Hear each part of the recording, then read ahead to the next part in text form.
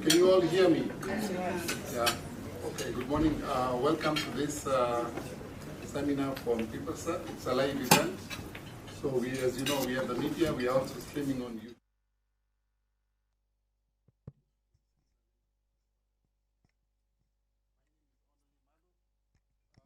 Hello, can you? Yeah. My name is Onali Malu, Director of Computer Learning Center. And first and foremost, thank you very much for your valuable time here coming for this seminar.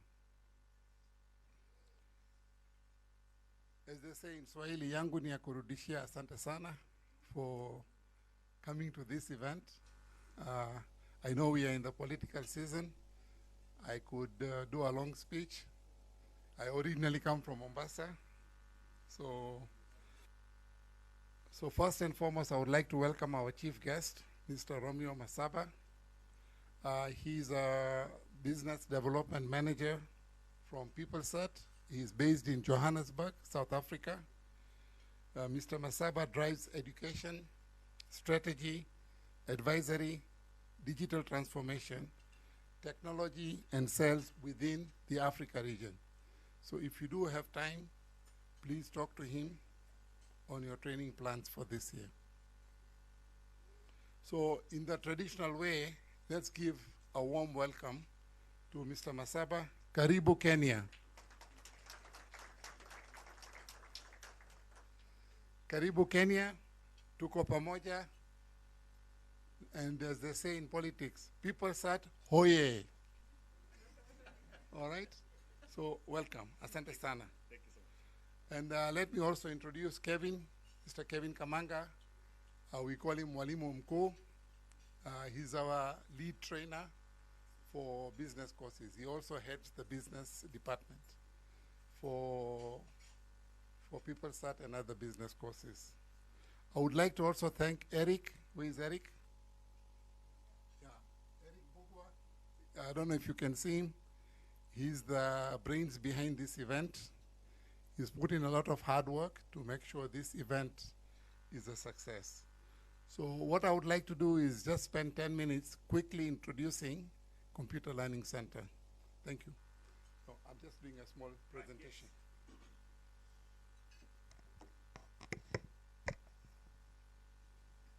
So as you can see from the first slide, we are a 25-year-old company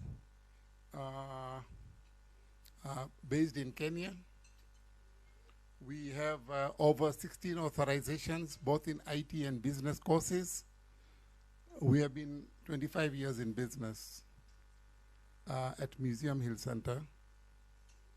And we are present in 7 countries. So we have offices in Kenya, Uganda, Tanzania, Rwanda, Nigeria, Ethiopia, and we also have an office in the UAE for those who want to travel to Dubai. So, in short, our mission, our vision is to be the leader in providing quality training in Africa. So we see ourselves not only as a player in Kenya, but we want to be the #1 training provider in sub-Saharan Africa. So the training we offer fall under IT and business. We have training on infrastructure, data centers, cybersecurity, cloud, edge computing, and information security. On business, we do ISO, quality management. We do ITIL and service management, Prince2, project management, and business analysis. So these are the vendors which we represent on IT. We have Cisco, Microsoft, EC Council, ISACA. CWNP is the leading vendor for wireless, vendor neutral certification for wireless and IoT. Then we are the partner for AWS for cloud, Oracle. We have our own brand called Datacoms for vendor neutral trainings, CompTIS, Sophos. We also represent all the cyber security vendors, starting with Palo Alto, Fortinet, Checkpoint. We also offer data center training from CNET, which is based in the UK, ETA for fiber optics, Android programming from ATC, Red Hat, Linux, the normal Linux, and ISC2. So this is our offering on IT courses.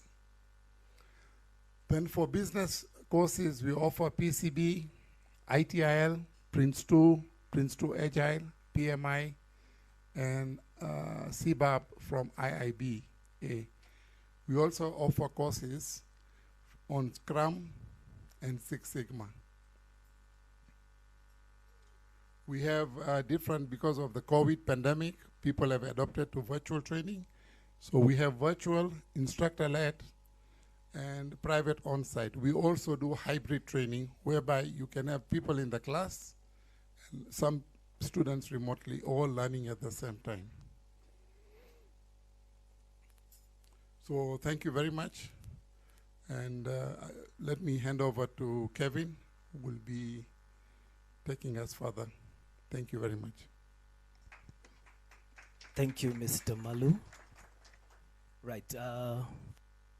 As a teacher, I normally don't use the mic, so don't mind me the way I hold it. I'm not a politician. So again, welcome. So I'll just take a few minutes to just look at the partnership with PeopleCert and Computer Learning Center and how we can basically just make the best out of this. So just give me a minute. Just put this up.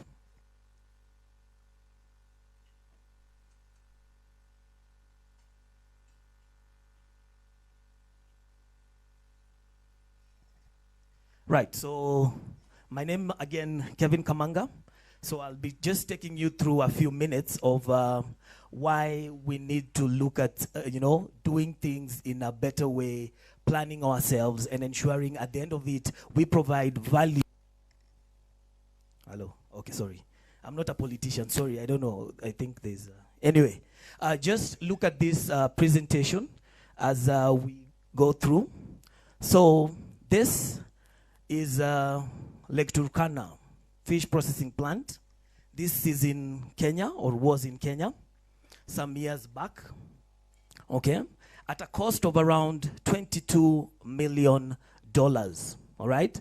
Then the aim of this was that it was designed to ensure that the people in Turkana can, of course, be able to do fishing and fish processing, all right? So as time went by, we realized that the Turkanas are what? Nomads. Are we together?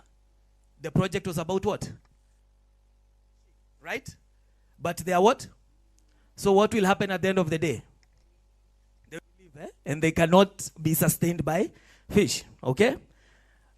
Here, going a bit out, there is what we call the Highlands Water Project, okay, at a cost of around $3.5 billion, all right? The aim was to divert fresh water from the mountains for sale to South Africa and for electricity.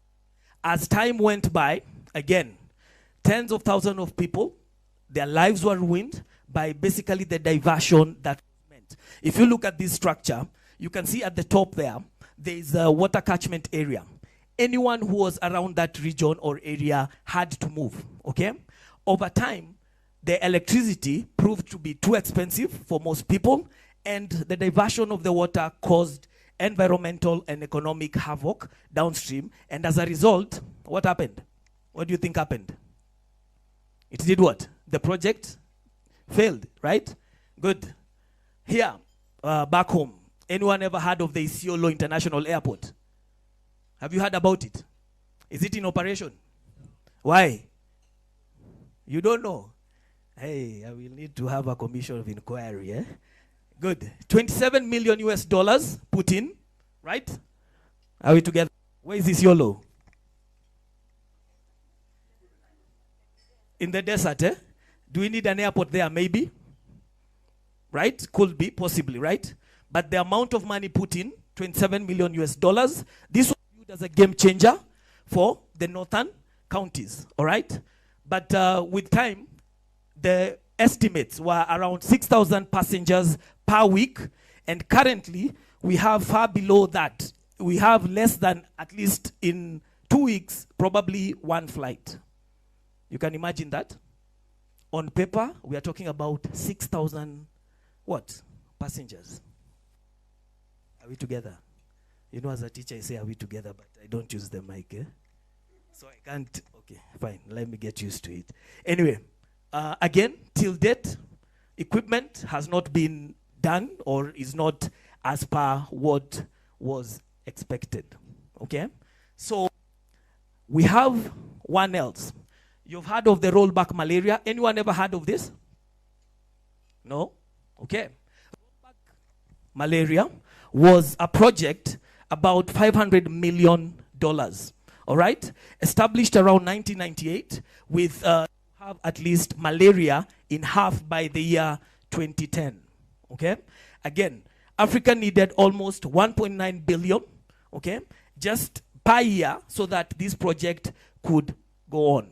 However, most of the donors actually did not keep their promise. So what happened? Huh? What happened? Right?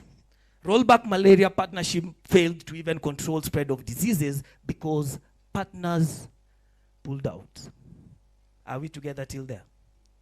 Yes? Good. Right. So, disappointing performance of mega projects is not by accident, right? It is part of the project logic, which basically means it's how we have designed the projects to run. People get into projects, we do not know what we are looking for at the end of it. We are just there, we talk about the money, we talk about what needs to be done, but no one actually understands what it is. And within a few months, years, no one knows or no one is actually in copy of what is expected out of this project, okay?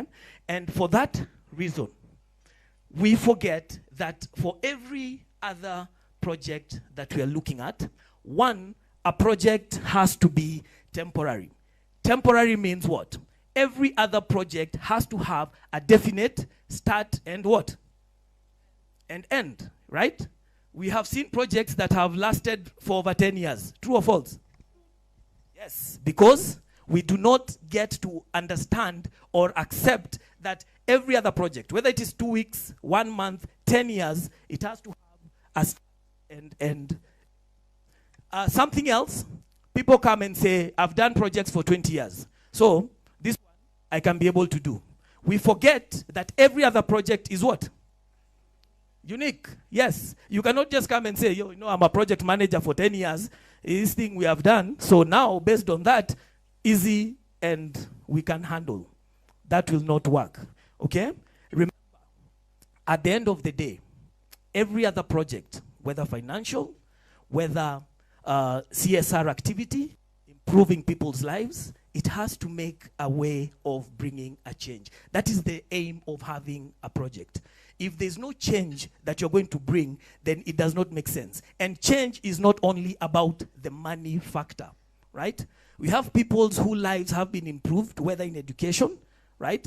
Whichever other way, but every other project, if you sit down, you need to make sense that in Turkana, we wanted people to have what? Fish, and how will this help them, right? That when you're looking at the Isiolo airport, it has to bring a means of change to the people around there. If it is not, then you have a problem. Are we together up to there? Yes? Okay, good. Cross-functional, a factor that many people forget. Cross-functional means if I'm doing a construction, right? I need to remember or to think that I have plumbers, that I have masons, that I have carpenters, that I have all these people. All these people, we need to plan on them on how they will be involved in the project. Anyone who has run a project, especially construction, so to speak, they know. If you have any of your fundis on site on a particular day, what do you have to do to them? Huh? If you have your fundis on site, what do you have to do at the end of the day? You have to pay them, right? In some scenarios, you have people who come to the site, the plan for them to be there, you told them, come on Monday. But when they come on Monday, the previous group that was working the other week have not completed. So these guys who come on Monday, at the end of the day, you'll not be able to tell them, enda nyumbani hakuna pesa. True or false? Remember that. Then, of course, uncertainties. Uncertainties would be the threats, so to speak. However, we had a pandemic called what? COVID. You remember COVID? Okay?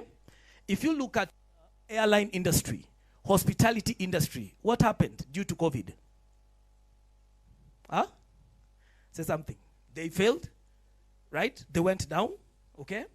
However, think about Netflix. What happened to Netflix?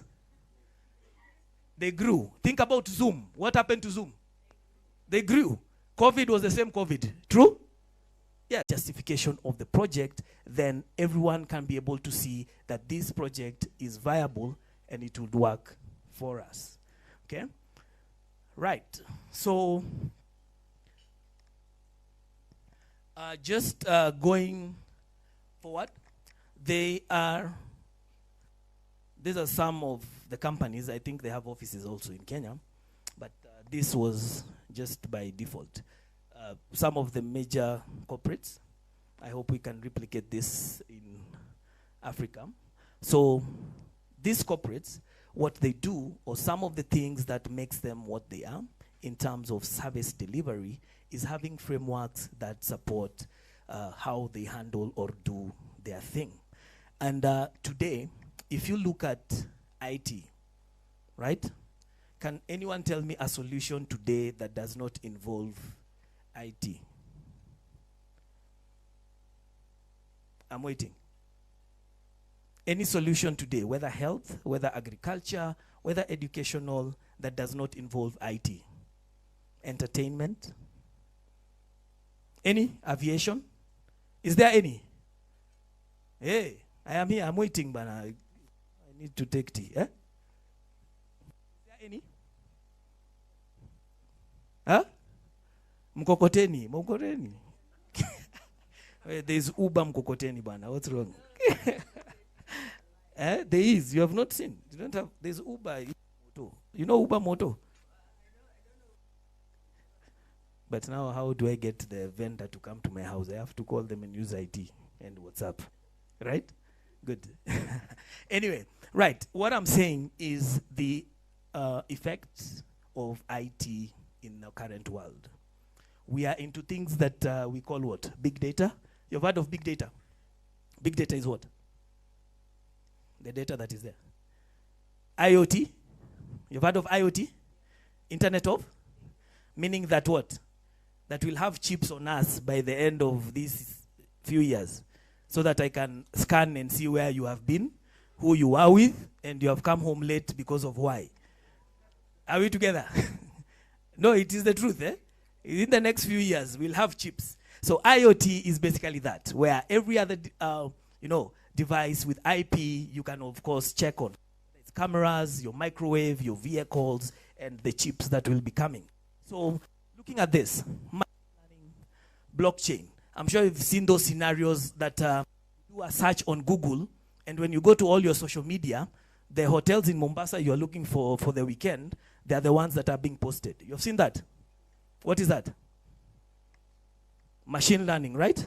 Yes. This is where technology is leading us, right? So as people who are working with organizations who run our own companies, we want to see how IT best works for us.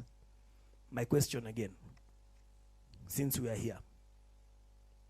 You've heard of Azure. What is Azure? Cloud solution for Microsoft, right? We have what? AWS? Okay. Cloud platforms that make our work very easy. And of course, as CLC, we are major partners, whether it is AWS, whether it is Azure. Okay? So that is also another advantage of just working with CLC, because we lead you to the cloud and how IT services will support us. However, my other question was, when you put your data on Azure, where is it stored? In a Microsoft data center. Where is that Microsoft data center? South Africa? Huh? Europe, right? We call it geo-redundancy. Anything you store on cloud by virtue of, like for Azure, 3 times it will be replicated, right? Meaning you have data in South Africa, in India, in Australia, right? So if I put my title deed on cloud, where will it be stored? All those places. The question I want to say or ask is, do we have a local solution? Do we? We have? Tell me. Sibyl Cloud? Supported in Africa, in Kenya? By Sibyl? With enough storage for all of us? Yes, yes, or you're sure? Have you heard of Sibyl? You have called it what? Sibyl what? Sibyl Cloud, right? So that could be an option for us. Huh? If I don't want to put my title deed on Azure, I come to you. Where will you store it? Do you guarantee availability? How?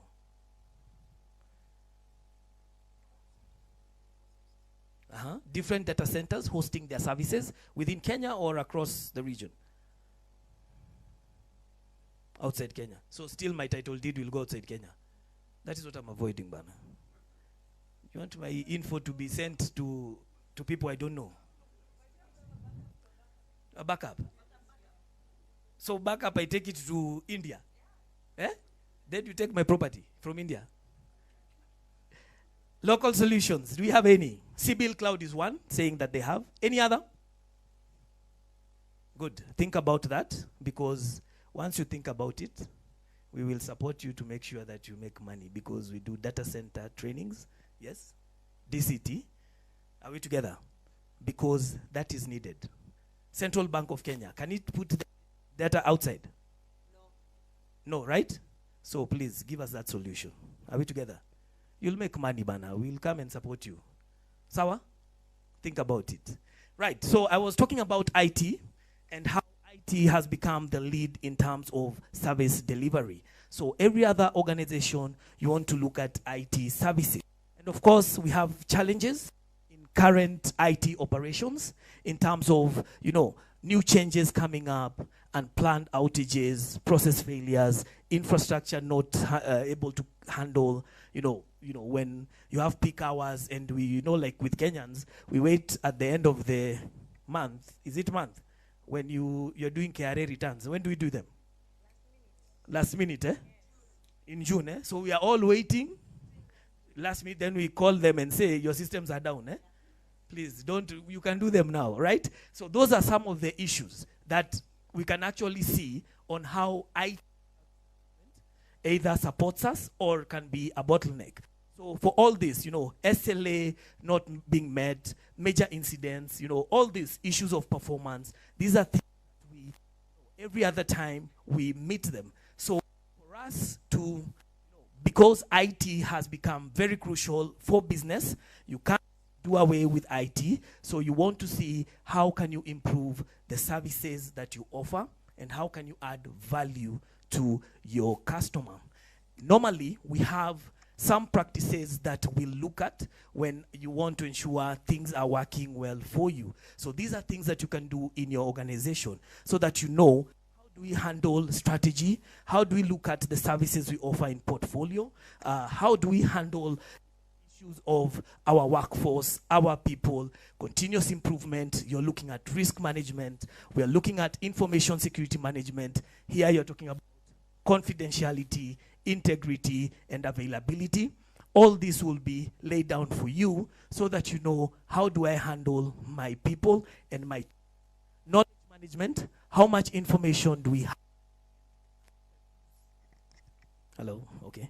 And we can use change management. People are leaving jobs, people are joining jobs. How does that affect? We have just talked about the August effect. New offices, or new people, new offices will be created after August, but how does that stop whatever is already existing, right? Project management, relationship management, having our suppliers, our partners, and how do we deal with them? Supplier management, all this is basically laid down for you, and it's just a matter of implementing it in your organization. When with service management, a lot in terms of analysis, what services do we offer, availability, ensuring that we have 99.99. Do you guarantee that in your data center? Eh? Yes. You guarantee? But so when I want your cloud, do I pay, or there's trial version? Excuse me, there's trial version at Cybil, eh? Please try. We all overload it. We see if it works, eh? Then we'll decide if we can store our data there, right? Good. So yes, availability management, capacity, performance management, all this is laid down for you so that you know how do you handle all these services with IT and supporting IT. Service desk. Service desk is one of the major things. Nowadays we have even chat box. When you open a web page today, what happens down there? How can we help you, right? Somebody is chatting down there, right? That is all part of service desk, ensuring that our customers, our clients get the best or the fastest way to ensure feedback and service. Incident management. A lot of incidents occur. How do we handle them? How do we go about it? Service request. People are asking you for services. How do you deal with that? You're looking at problems, release management, version 1, version 2, version 3, change. All this, IT asset management, anything that comes in within our organization, we need to basically just put it down. It's an asset and handle it in terms of IT. Issues of technical management, how do you do deployment? There is Windows what? Windows 11 now, right? Are you using Windows 11? No, why? It slows your machine. Do you know there's Windows 11? Yes or no? Yes, eh? Are you sure? And which is the current server version? 2022. Are you sure? You don't know. Based on cloud, eh? Yes, server 2022, Windows 11. And what else? Where do you handle your mails? How do you handle your mails? Google, Office 365. And again, I ask you, what is the local solution? Do you have a local solution for email, eh? No. So it means tomorrow if I wake up, I'm a friend with Microsoft and put off their Office 365 server. It means all of you guys will not do emails. They have high availability. But I know them. I have the switch to the power, the servers. Different countries. So we can't switch them all off. Are you sure? If we do, what happens? I'm a friend, by the way, I'm a Microsoft. I'm a serious guy. Don't see me like this. Eh? You're just seeing a short guy here. Anyway, right. So we need to think local solutions, looking at deployment in terms of the new technologies that are coming in, infrastructure, platform management, and all this. So all these practices, they are laid down for you. Best practices have been used all over the world. You just need your organization to align to them, and you'll be able to provide better services to your clients, to your customers, and customers could be internal and external, okay? So if you just follow these practices, it becomes easy for you. So just as I wind up, things you need to consider as an organization, of course, is the people. You're looking at the human aspect, the people doing and managing the work, your organization structure, governance, the culture, and at the end of it, we want to ensure we give value to our customers. You're looking at the value streams, processes, how the work happens, why it is happening. So again, this can be spelled out for you to make your services in IT better for the organization and for the people, okay? So information and technology, you can't run away from that. The tools we have, we looked at the current trends, whether big data, whether cloud, and all these functionalities that are there. Your partners, your suppliers, you want to have them in check, looking at how everyone works together. At the end of it, IT supports all these 4 streams to ensure you provide value, to ensure that whoever comes to you feel that they are either appreciated or they get whatever they need. So with this, I hope there's a thinking you have right now in terms of, one, how do you handle your IT services? And two, how will you handle your projects? PeopleCert ensures that we get certified, right, in this, because, of course, one way or another, it will improve how you do your thing. And with being certified, it means your certification is not only in Kenya, but where? Global, right? So when you send your CV, just don't send it to the Kenyan cloud, to Sybil, eh? You send it to Azure cloud. Sybil, are we together? But you see, I've created, by the way, you pay me, eh? I've been marketing you. You know, these guys did not know about Sybil cloud. Anyone knew about Sybil cloud? Who? Everyone. Who is that? Let me, who said, who?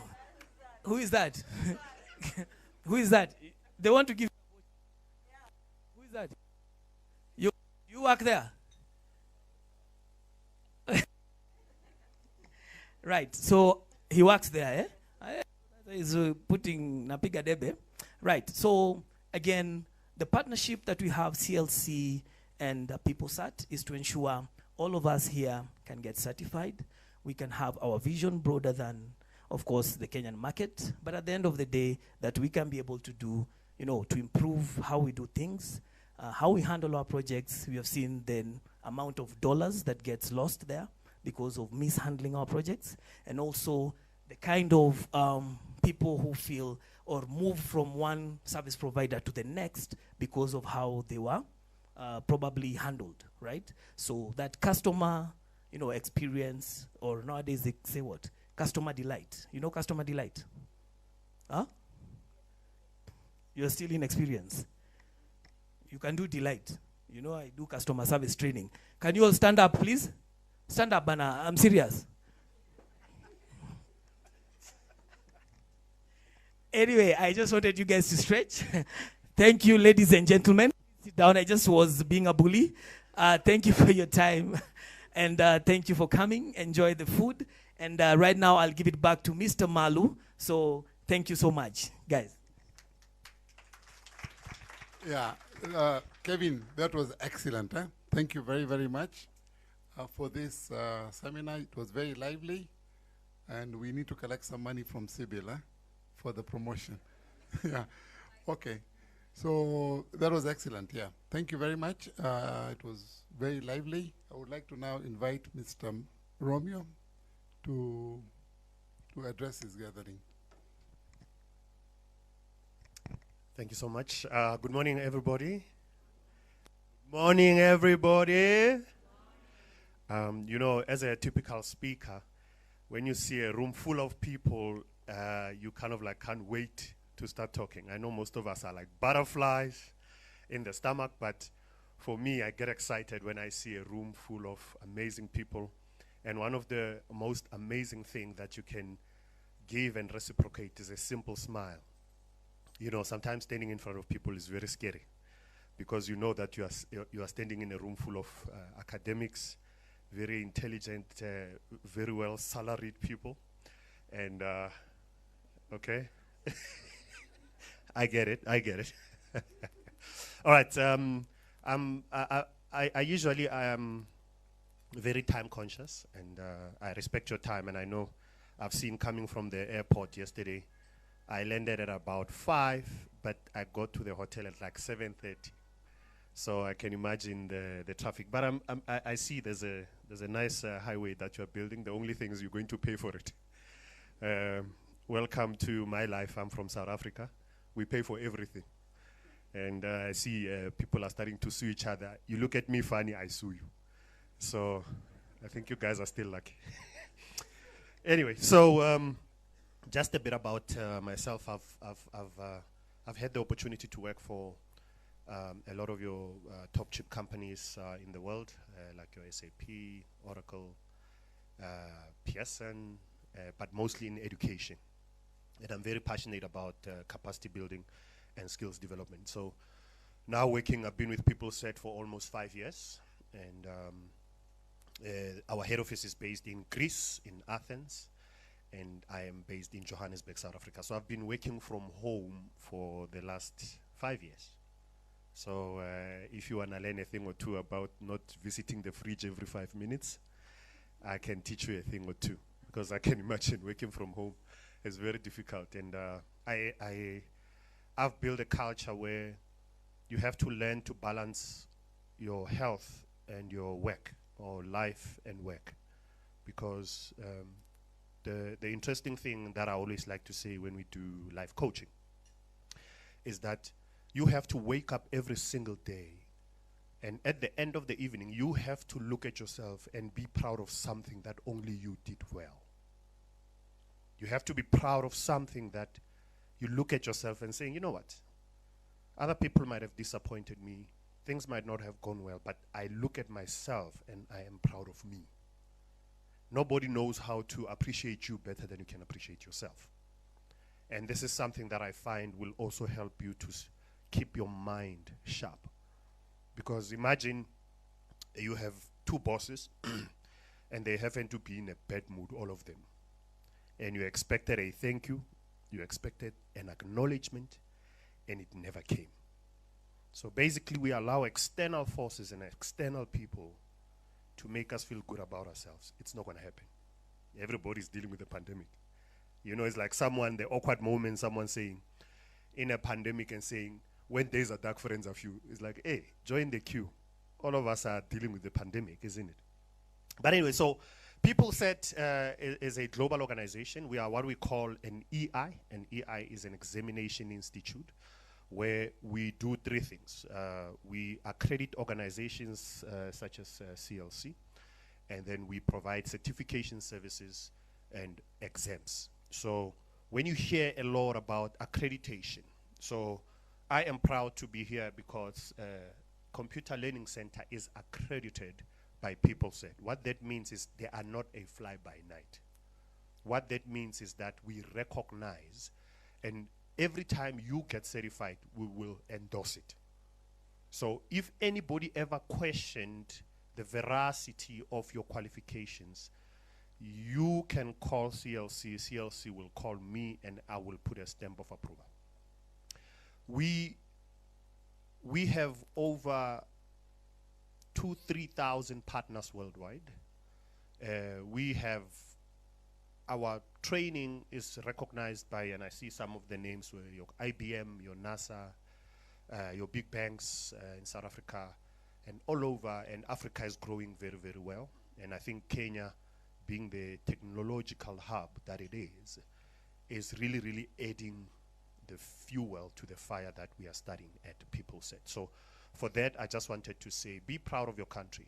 You know, there are so many beautiful things that are said about Kenya, especially on the technological side. And you see what the UK is doing. They're looking for Kenya skills.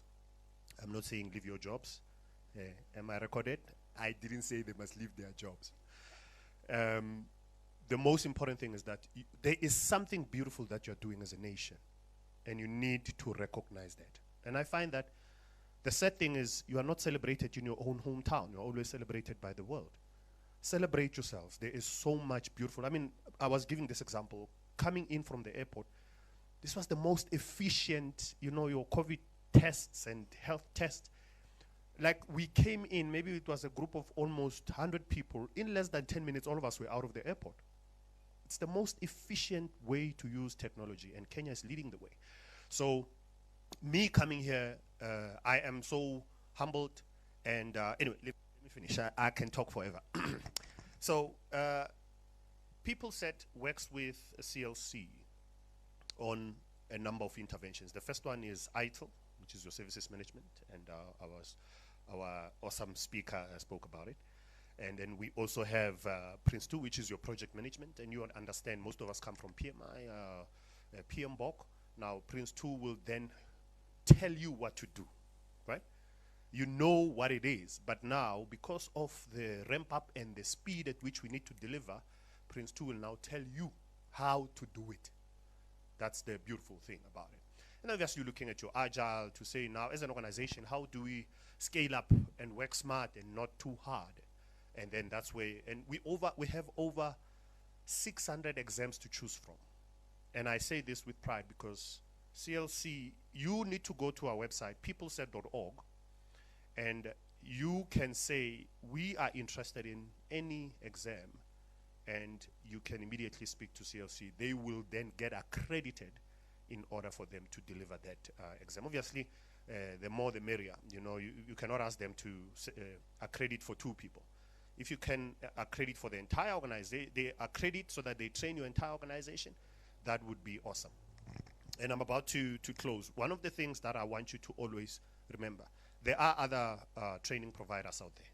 But all you need to do, if somebody comes and says, I can offer you ITIL, the question is, are you accredited by PeopleCert? If they don't know who PeopleCert is, then you know they are fly by night. It's very simple. And the reason why you need to take training and get certified, Africa is now playing heavily in the global space. And I want you to always remember certification versus competence.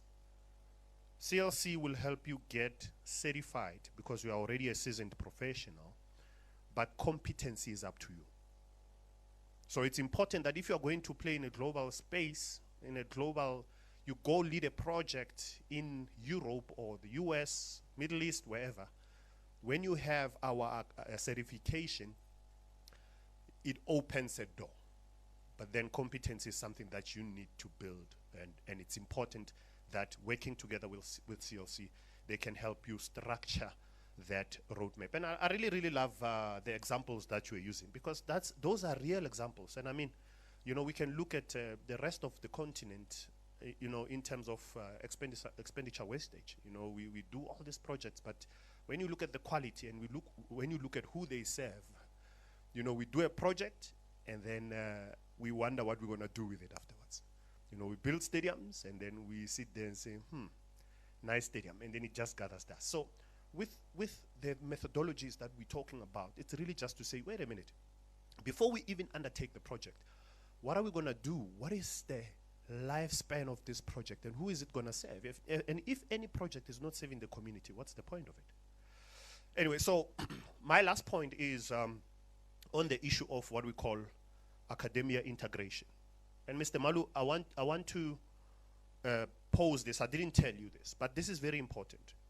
We are having a huge issue of youth unemployment all over the continent, and we know this, 15, 24 years. Big challenge. What is the corporate doing about that? I have an idea that I would like to leave with you, to say, if all of you as companies can work with CLC, you sponsor 1 graduate. You pay whatever that they charge you to train you. You sponsor 1 graduate, and then they find those graduates, unemployed or final year students, and they would give them these certifications. And you can imagine, or if you partner with a local university and you take your CSI budget, you give the custodians become CLC, and they train as many graduates as possible. You are spoiled for choice. The only thing that you need to compromise on is the experience. Remember, they don't have experience, but they come with ITIL certification, and they come in at an entry salary.